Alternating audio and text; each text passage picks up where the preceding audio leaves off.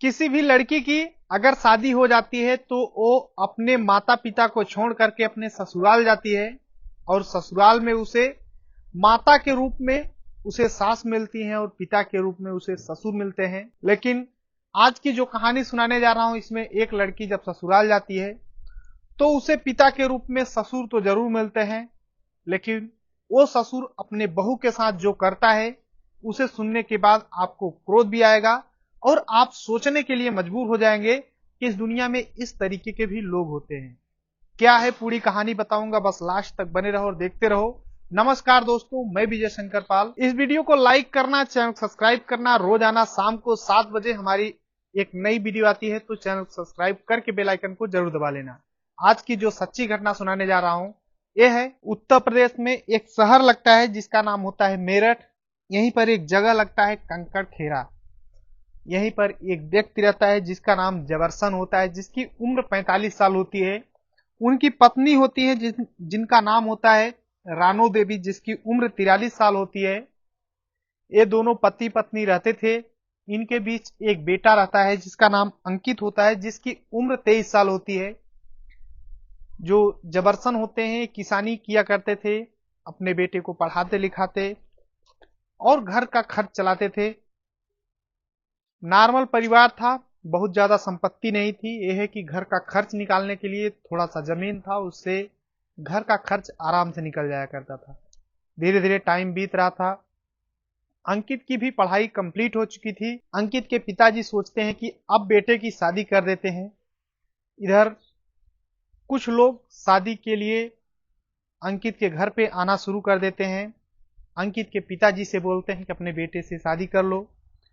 अब काफी लोग आसपास के गांव के लोग आने लगते हैं। तभी बुलंदशहर जिला में सयाना एक गांव लगता है।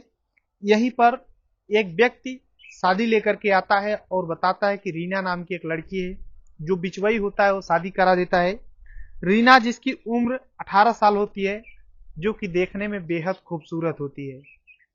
अब अंकित के पिताजी सबसे पहले लड़की देखने जाते हैं और रीना को देख करके पसंद कर लेते हैं। बोलते हैं हमारे बेटे की जोड़ी बहुत अच्छी रहेगी और शादी के लिए हाँ बोल देते हैं। तभी रीना के पिताजी बोलते हैं कि दहेज की बात कर लेते हैं, दहेज कितना लेंगे। तो अंकित के पिताजी बोलते हैं कि देखिए, हम दहेज के सख्त खिलाफ हैं। हमें आपकी इतनी सुंदर बेटी मिल गई, इसके सिवा हमें कुछ भी नहीं चाहिए। ये सुन करके रीना के पिताजी खुश हो जाते हैं और शादी के लिए हाँ बोल देते हैं। अब दोनों की शादी तय हो जाती है। अब दोनों तरफ से खुशियां थी। अंकित दुल्हा बनता है और अपने ससुराल जाता है। रीना के साथ शादी होती है। रीना दुल्हन बन करके अपने ससुराल आ जाती है। अब आती है रीना अपने ससुराल में, तो अपने सास और जो ससुर होते हैं इनका बहुत ज्यादा ख्याल करती है, खाना बनाती है, खिलाती है। अंकित भी बहुत खुश था कि हमें इतनी बेहद खूबसूरत और संस्कारी लड़की मिल गई है। धीरे धीरे टाइम बीतता है। फिर से रीना अपने मायके जाती है, उसके बाद फिर से अपने ससुराल आती है। ऐसे ही टाइम बीतता रहता है। धीरे धीरे करके 2 साल कब गुजर जाते हैं पता ही नहीं चलता है। और जैसे ही थोड़ा टाइम बीतता है, आसपास के लोग बोलने लगते हैं अंकित से कि आखिर तुम्हारे बेटा कब होगा। रीना से भी बोलने लगते हैं कि तुम्हारे लड़का कब होगा, अभी तक एक भी लड़के नहीं हुए। जब रीना से ये बात बोला जाता था, रीना शांत हो जाया करती थी। अब धीरे धीरे टाइम बीतता रहता है।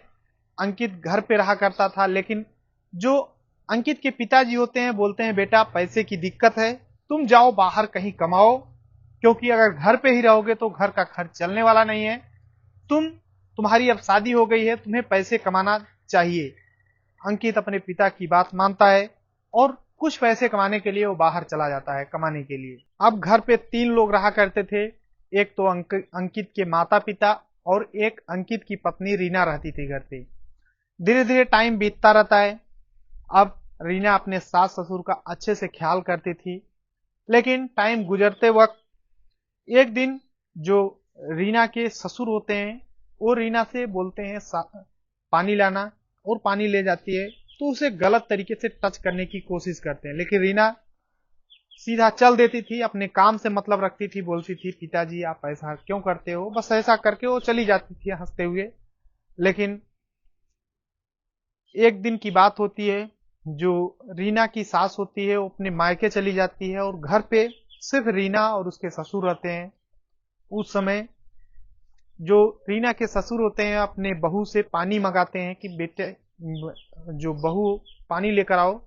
तो रीना अपने ससुर को हमेशा के लिए बोलती है हाँ पिताजी ला रही हूँ, और पानी लेकर के ससुर के रूम में चली जाती है। और जैसे ही रीना के ससुर पानी लेते हैं और अपने बहू का हाथ पकड़ लेते हैं, हाथ जैसे ही पकड़ते हैं रीना तुरंत हाथ झटकते हुए बोलती है पिताजी आप ऐसा क्यों कर रहे हो। उसके बाद जो रीना के ससुर होते हैं वो बोलते हैं देखो तुम्हारे बच्चा नहीं हो रहा है, 2 साल से भी ज्यादा का टाइम बीत चुका है, अभी तक एक भी लड़का नहीं हुआ है।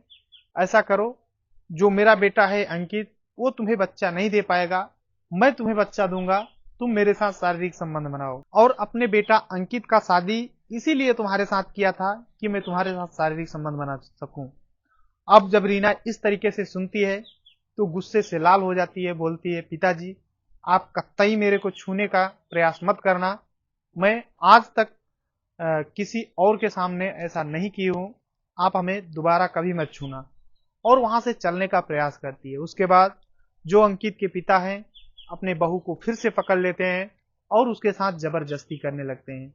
रीना घर में अकेली थी, चिल्ला रही थी, लेकिन उसका सुनने वाला घर में दूसरा कोई नहीं था।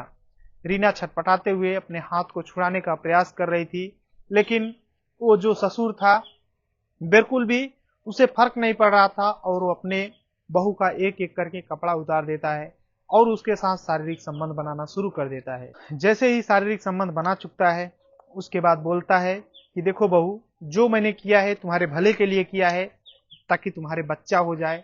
तुम्हारी और लोग जो मजाक उड़ाते हैं कोई भी मजाक न उड़ाए। लेकिन बहू बोलती है पिताजी आपने मेरे साथ बहुत ही गलत किया है, ये मैं बर्दाश्त नहीं कर सकती हूँ। लेकिन ससुर फिर बोलता है कि देखो मैंने तुम्हारे भले के लिए किया है, अगर तुम किसी से बात कही, अगर किसी को भी पता चला तो मैं तुम्हें और तुम्हारे पति को यानी अपने बेटे को भी मार डालूंगा, इस दुनिया में जीने नहीं दूंगा, तुम लोग जिंदगी नहीं जी पाओगे। और अगर तुम्हें सही से जिंदगी जीना है तो तुम बिल्कुल भी किसी से मत बताना। ये सब सुन करके जो रीना होती है वो शांत हो जाती है।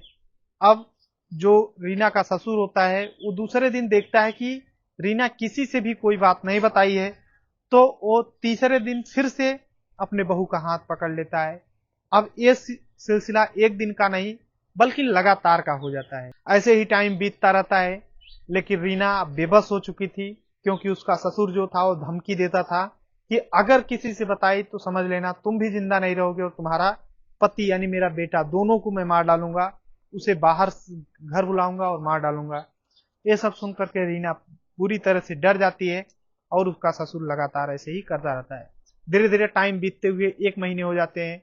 रीना के साथ ऐसे ही वो ससुर जो था बलात्कार अपने बहू के साथ करता रहता है। टाइम बीतता रहता है। अब रीना को समझ में नहीं आ रहा था कि आखिर मैं करूं तो करूं क्या। एक दिन अपने भाभी से यानी अपने भाई के पत्नी से बात कर रही थी और बात करते करते रोते हुए सारी बात बयां करती है। बोलती है हमारे ससुर मेरे साथ इस तरीके से करते हैं और मुझे धमकी देते हैं, लेकिन भाभी आप किसी से मत बताना, आपसे बता रही हूं, मैं बेबस हूं, आखिर क्या करूं।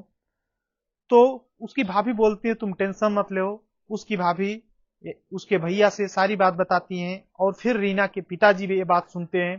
तो उन लोगों को ये सब सुन करके गुस्सा आ जाता है और फौरन गांव के कुछ लोगों को लेकर के जो अंकित होता है इसके घर पे आ जाते हैं और पूरी तरह से बवाल मचा देते हैं। अब जो अंकित का पिता था ये अपने बहू को और अपने बहू के पिताजी को भी धमकी देने लगता है। बोलता है देखो अगर कुछ भी करोगे तो तुम लोगों को जिंदा नहीं छोड़ूंगा, मरवा दूंगा। अब जो रीना के पिताजी होते हैं अपने बेटी को लेकर के थाने जाते हैं और पूरी बात बयां करते हैं। पुलिस आ जाती है, अंकित के पिता को गिरफ्तार करती है। तो अंकित का पिता बोलता है साहब मैं तो बूढ़ा हो चुका हूं, मैं अपने बहू के साथ ऐसा क्यों करूंगा, ये गांव के अलग अलग लोगों के साथ गलत काम करती है और मुझे फंसा रही है। पुलिस ये सुनकर के चौंक जाती है। पुलिस के मन में दो दुविधा आ जाते हैं, क्योंकि ऐसा भी हो सकता है सच में ससुर को फंसाया जा रहा हो और ऐसा भी हो सकता है कि बहू के साथ रेप किया जा रहा हो। अब पुलिस के साथ एक ही रास्ता था वो था मेडिकल टेस्ट।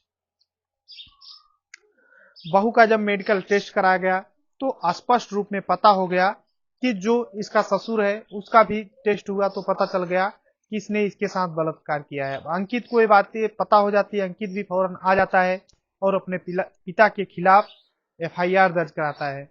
और फिर जो अंकित के पिता हैं ये कोर्ट में पेश किया जाता है और आज के डेट में इसके पिता सलाखों के पीछे हैं। बाकी इस पूरी कहानी में आपकी क्या राय है, आप क्या कहना चाहते हैं, कमेंट बॉक्स में जरूर कमेंट करना। एक ससुर ने अपनी बहू के साथ क्या अच्छा किया या खराब किया, आप लोग कमेंट बॉक्स में जरूर कमेंट करके बताना।